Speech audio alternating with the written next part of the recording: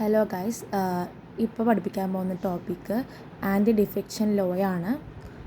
അതിന് ഇൻട്രൊഡക്ഷൻ പാർട്ടാണ്. Anti defection law 52nd constitutional amendment act 1985 വഴി കോൺസ്റ്റിറ്റ്യൂഷനിൽ ആഡ് ചെയ്തതാണ്.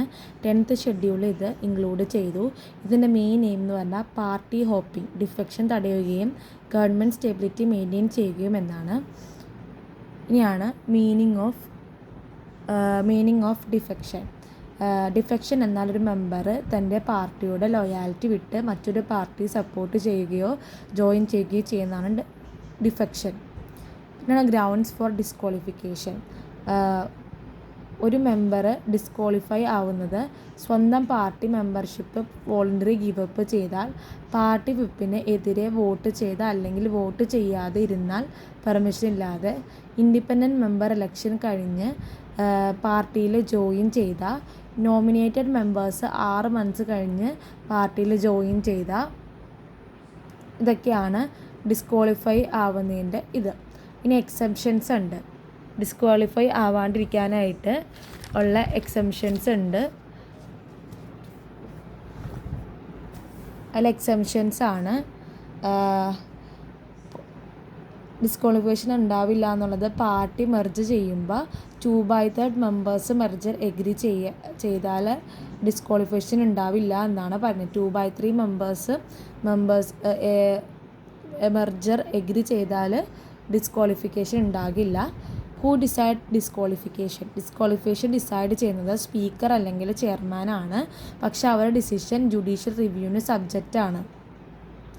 അഡ്വാൻറ്റേജസ് എന്ന് പറഞ്ഞു കഴിഞ്ഞാൽ, ഇതിൻ്റെ അഡ്വാൻറ്റേജസ് പാർട്ടി ഹോപ്പിംഗ്, ഡിഫെക്ഷൻ കുറയ്ക്കുക. ഹോപ്പിംഗ് എന്ന് പറഞ്ഞാൽ ഡിഫെക്ഷൻ കുറയ്ക്കുക.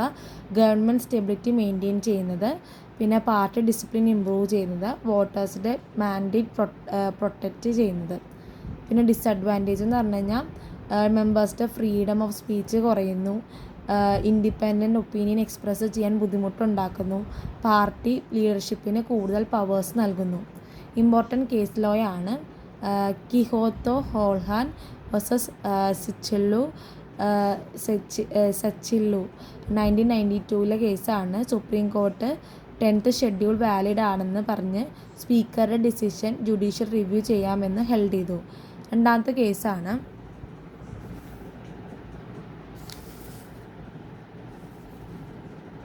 രണ്ടാമത്തെ കേസാണ് Ravi S Naik versus union of India 1994 കേസാണ്. ഇതിൽ പാർട്ടിയിൽ നിന്ന് റിസൈൻ ചെയ്താൽ മാത്രമല്ല മെമ്പറുടെ കോണ്ടാക്ട് നോക്കിയും ഡിഫെക്ഷൻ ഡിസൈഡ് ചെയ്യുമെന്നാണ് പറയുന്നത്. പിന്നെ രാജേന്ദ്ര സിംഗ് റാണ വേഴ്സസ് സ്വാമി പ്രസാദ് മയൂരിയ 2007 കേസാണ്. ഇതിൽ പറഞ്ഞ സ്പീക്കർ കോൺസ്റ്റിറ്റ്യൂഷൻ ഡ്യൂട്ടി പ്രോപ്പറായി പെർഫോം ചെയ്തില്ലെങ്കിൽ കോർട്ട് ഇൻ്റർഫിയർ ചെയ്യാമെന്നാണ് പറയുന്നത്. ഇനി കൺക്ലൂഡ് ചെയ്യാണ്. Anti defection law party defection തടയുകയും ഗവൺമെൻറ് സ്റ്റെബിലിറ്റി മെയിൻറ്റെയിൻ ചെയ്യുകയും ചെയ്യുന്നു. പക്ഷേ സ്പീക്കറുടെ ഡിസിഷൻ ജുഡീഷ്യൽ റിവ്യൂവിന് സബ്ജക്റ്റ് ആയതുകൊണ്ട് ലോ ഫെയറായി ഇംപ്ലിമെൻറ്റ് ചെയ്യപ്പെടുന്നു എന്നാണ് ആൻറ്റി ഡിഫെക്ഷനിൽ പറയുന്നത്. അപ്പോൾ ഇത്രയുള്ളൂ ഗൈസ്. Thank you.